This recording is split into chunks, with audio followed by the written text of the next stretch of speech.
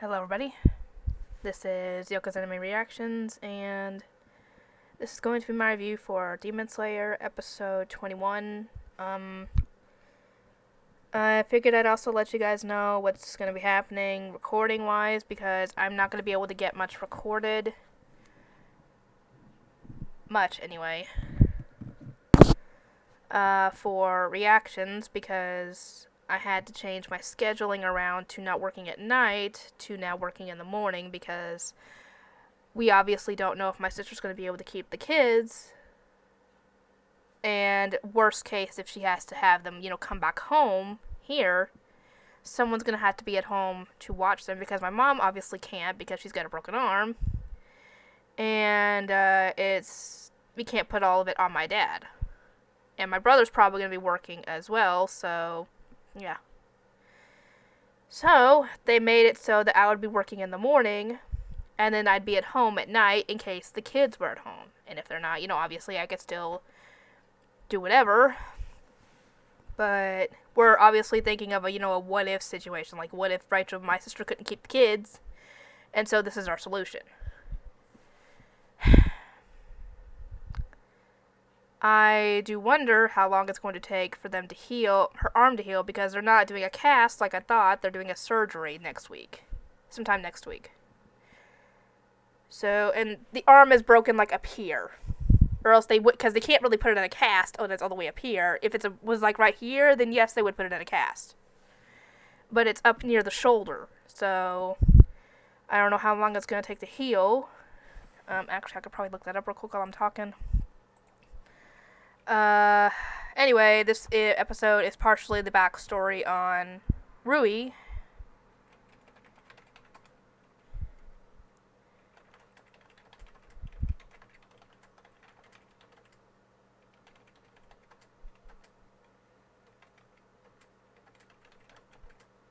Would I say broken arm or broken shoulder? I'm not sure, so I'm gonna say broken shoulder, because it's around the shoulder.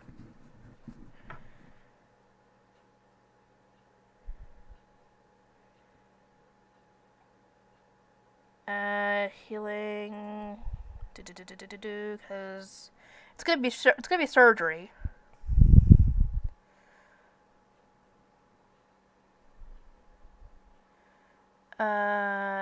It's gonna be surgical things.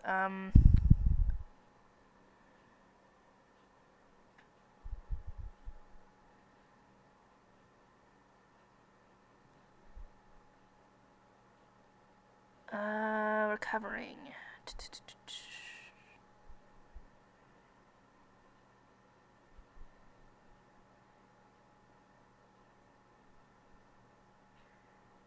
Dang it, it don't say. Whoopsie. Looks like I'm gonna have to wait on finding out.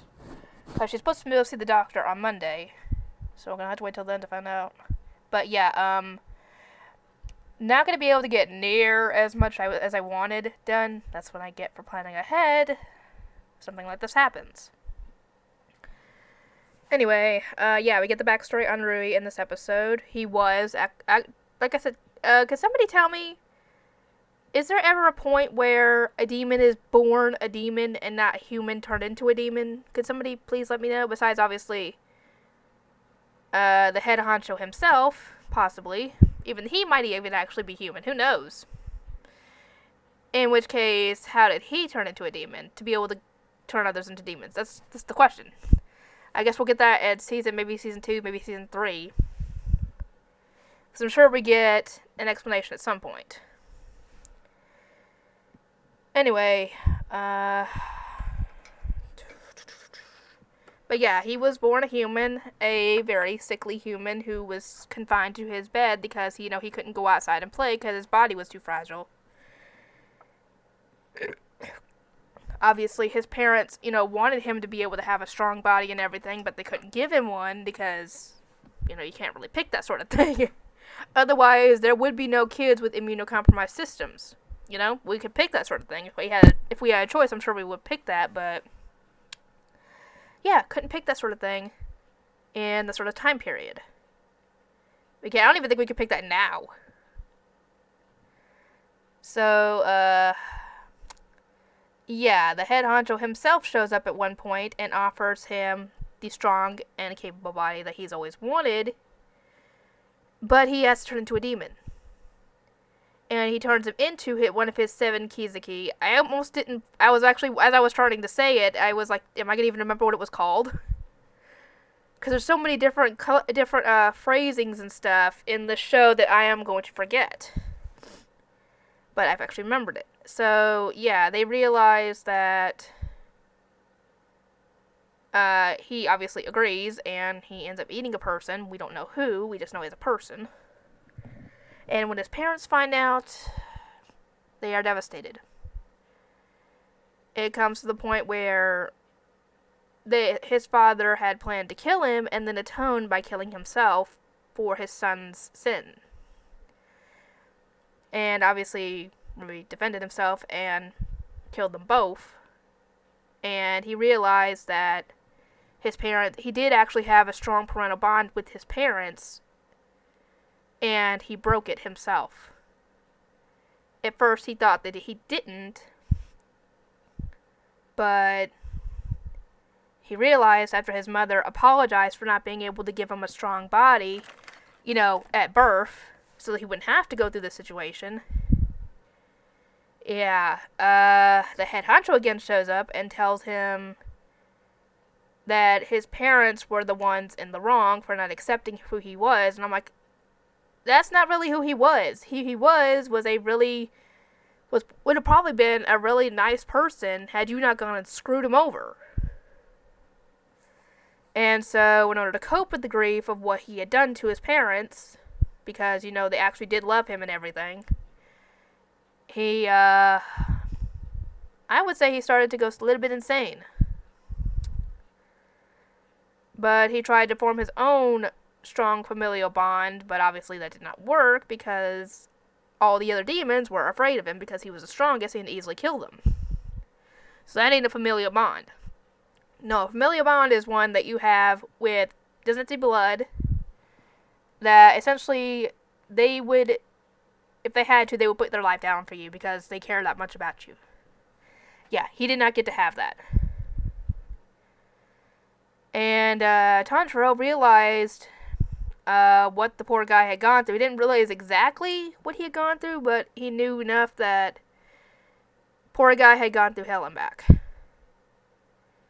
And obviously he knows that all the demons that they've encountered so far in this show, intelligent or not, or rather, memorable or not, had once been human. So, yeah. And then the lady from before shows up and tries to kill Nezuko because she senses that the girl is a demon. And dang it, I just checked the video and I don't even remember what his name is.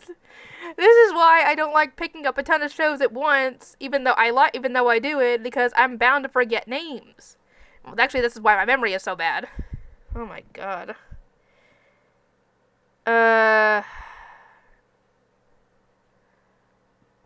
He stops her and tells Tanjiro to take his sister and get the heck out of here as fast as he can.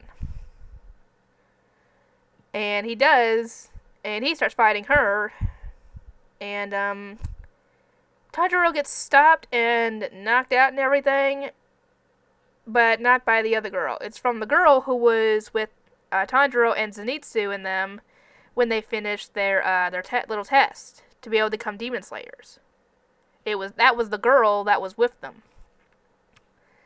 And apparently she's working with, I am bound to forget all these dang names. The butterfly lady. So, yeah, everybody gets found and thankfully taken off the mountain at this point. Nezuko, I'm assuming, is in the box because, yeah, the sun's starting to come up at this point. What they are going to do with the two of them, because the only people who know that Nezuko is a demon is Zenitsu, Inosuke, Tanjiro, obviously Nezuko, and the swordsman guy who had found them in episode 1 and 2. Nobody else besides, Tanjiro's teacher. Those are the only people that knew that Nezuko was a demon. How they're going to react to all this, I do not know. And we're back. And next episode, we are going to see a lot of characters, and I apologize so much for not remembering their names, but yeah, this is going to be interesting. I will see you guys next time.